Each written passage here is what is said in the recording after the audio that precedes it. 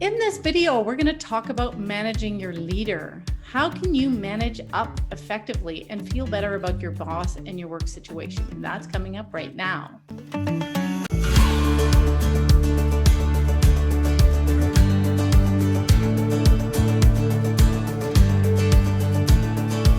Hi there, I'm Andrea Adams and the host of HR Shop Talk. It's a show where you get some expert insight into HR.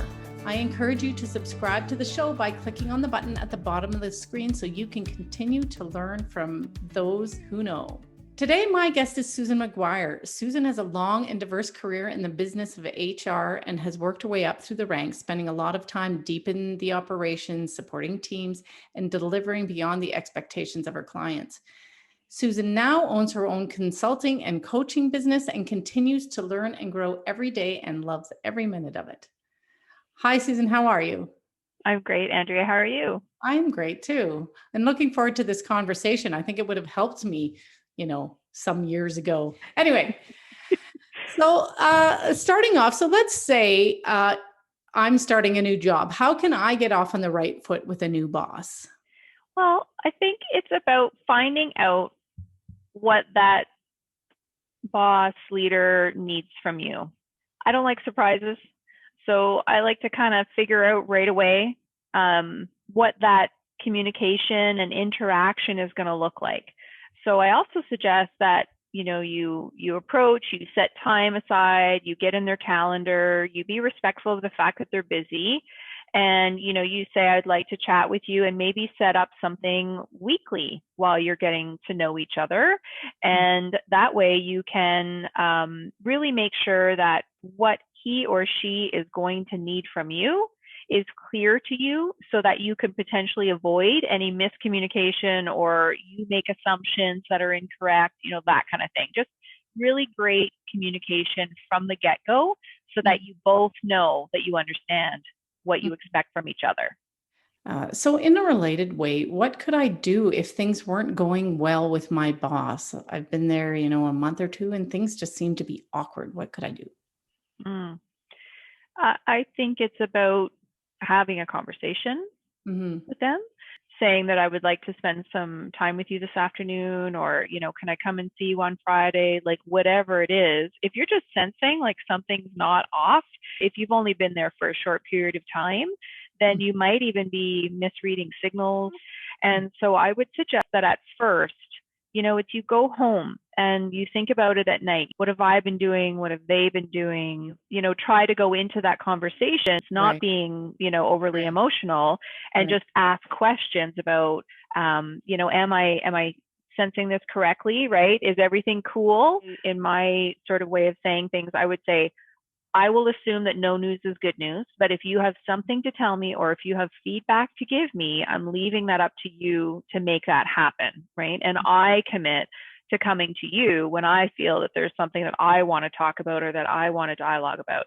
And so just to, again, make that expectation clear that, that's your side of the responsibility, and then this is going to be my side of the responsibility. And then if you both agree on it, then you've got a clear path ahead that you should be able to navigate pretty well.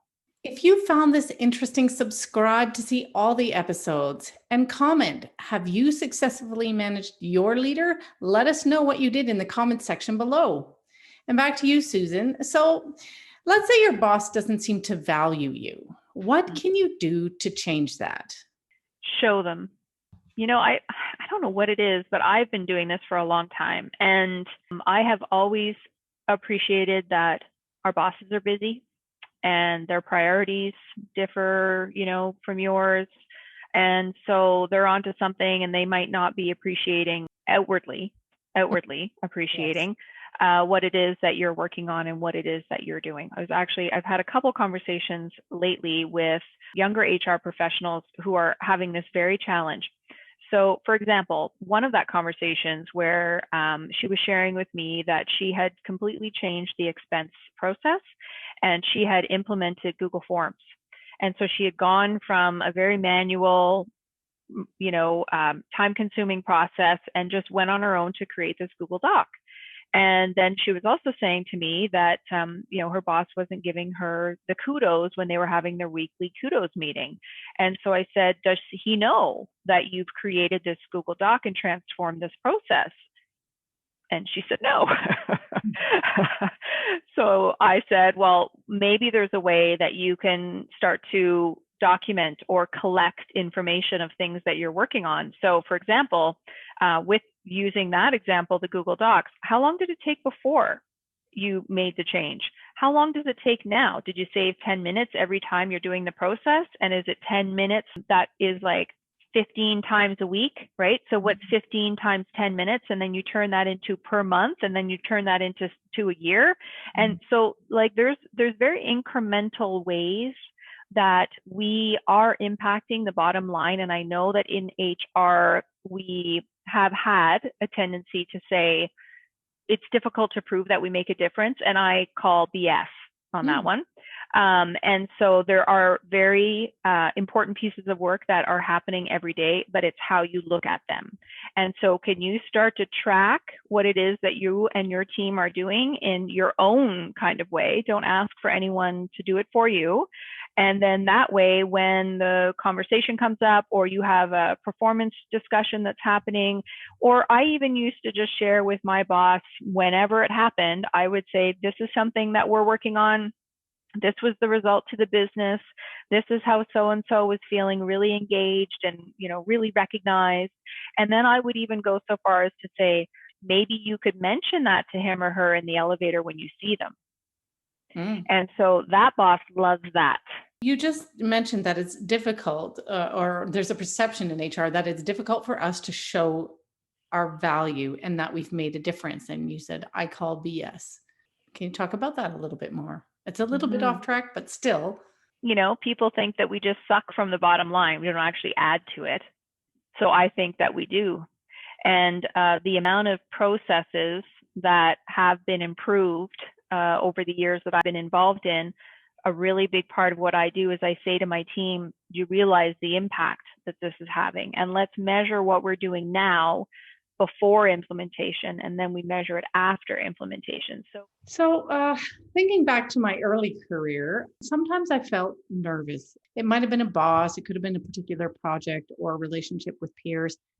If there are others out there like that, what do you suggest? I think I might be suggesting a bit of a self-coaching opportunity. Okay. And so this might be asking yourself, what am I concerned about? Why am I nervous? What is making me anxious in this situation? It reminds me of a coaching conversation I had with someone who was very successful, strong woman. And she was saying to me that she would get very anxious when it came to, needing to respond to more senior men in her organization. And she says, I don't know what it is. This has always been a problem for me. And we explored why that is. And she had a deeper reason for why she felt anxious around more senior men, more powerful men. And the fact that it made her feel not strong, and she started to have self-doubt, and, she just couldn't be her strong self. So there could be some reasons there for that. But having said that, if we are able to ask ourselves, why am I feeling nervous, or what is it about this situation that I'm anxious about, then we might be able to start to reframe that so that we can shift our messages that we've been giving to ourselves. And as soon as you even slightly start to change or reframe the message that we're giving ourselves when we're in this situation, then we might be able to, over time, be able to really tackle that uncomfortable situation. So we've talked about a bunch of techniques here today to deal with a boss or a leader. Have these techniques worked on you when you've been in a leadership role, and how did you feel about it? Yeah, I think when anybody, a colleague, or, and whether there's a reporting relationship there or not, when someone has appreciated my time, appreciated that there's lots going on, and that this thing that they're working on isn't the only thing that's happening, and that they put themselves in my calendar, that they let me know what we're going to meet about, and they know the difference maybe between what's urgent, what can wait, They're organized in their thoughts or their preparation. And, one thing is about delivering a product. If something's full of grammar mistakes or spelling mistakes and it kind of looks like crappy, I'm thinking to myself, are you expecting me to because I can't pass that on to anyone or do anything, because as soon as it comes from me, then that's my brand. So going back to your original question, if people that work with me on my team, if they are thinking about how they are showing up and what they're learning and being present and being aware of this, I don't care how many mistakes you make, right?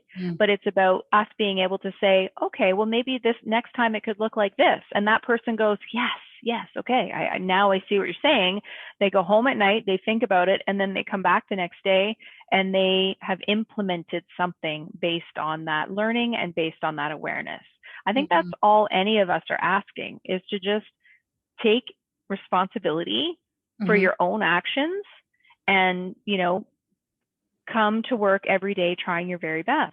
So we're getting to the end of our conversation today. Do you have any parting advice?